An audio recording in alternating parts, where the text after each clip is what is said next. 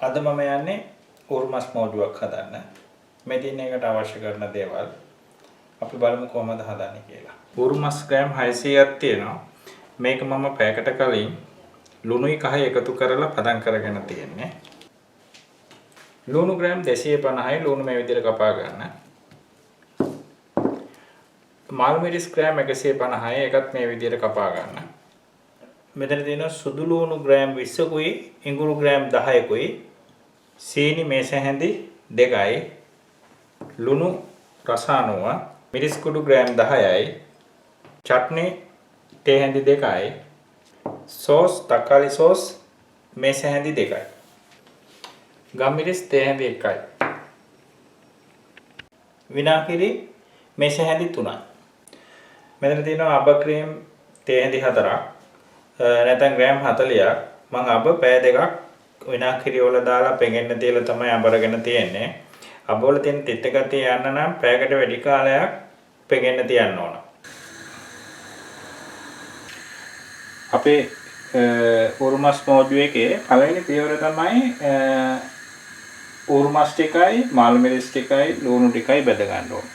ලුණු ටික ලුණු අපි හැමතිස්සෙම දැම්මයි ගත්තයි.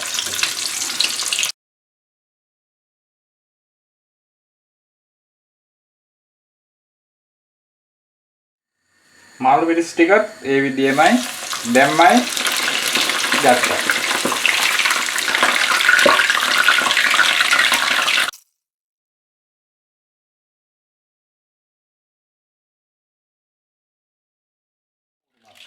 අපි උරුමස් ටික හොඳට බෙද ගන්නවා.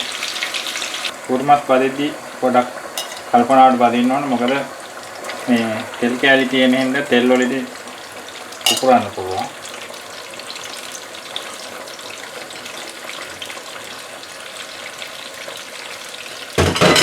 අපි එන්න මේ වගේ දැලකින් පහලා තියෙනවා. මේ තියෙන්නේ මේ වගේ ලයිට් බ්‍රවුන් කලර් වුණු ගම මස් ටික බා ගන්න ඕන. දැන් මස් ටික බෙදගෙන ඉවරයි.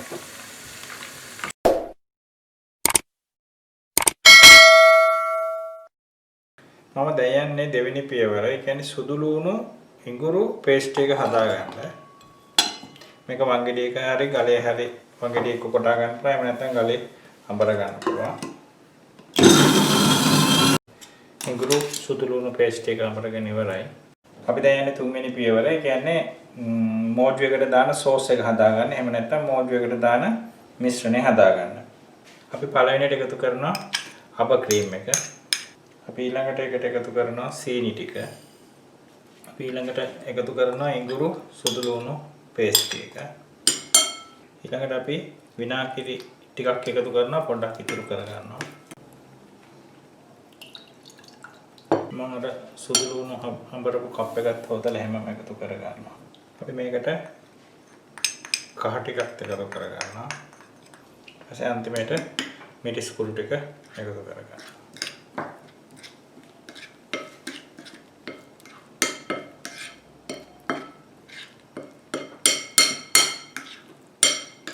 දැන් අපි මෝඩුවට දාන මිශ්‍රණය හදාගෙන ඉවරයි. නැත්නම් සෝස් එක හදාගෙන ඉවරයි. දැන් අපි යන්නේ මෝඩු එක හදන්න. අපි පළවෙනියටම එකතු කරන උරුමස්. බෙදගත්තු උරුමස් ටික. ඊළඟට එකතු කරන මල් මිරිස් ටික. ඊළඟට ලුණු ටික.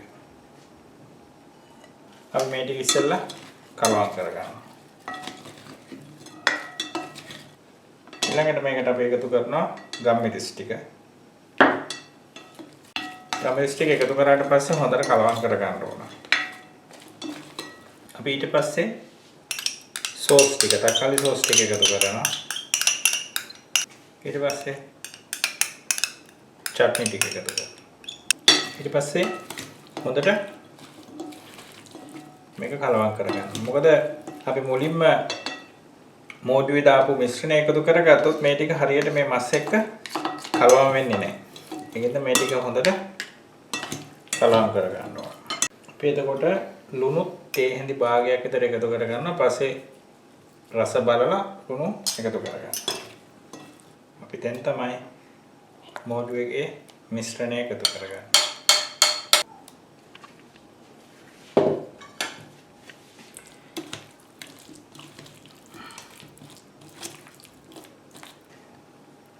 දැන් උරුමස් මෝඩුව හදලා ඉවරයි.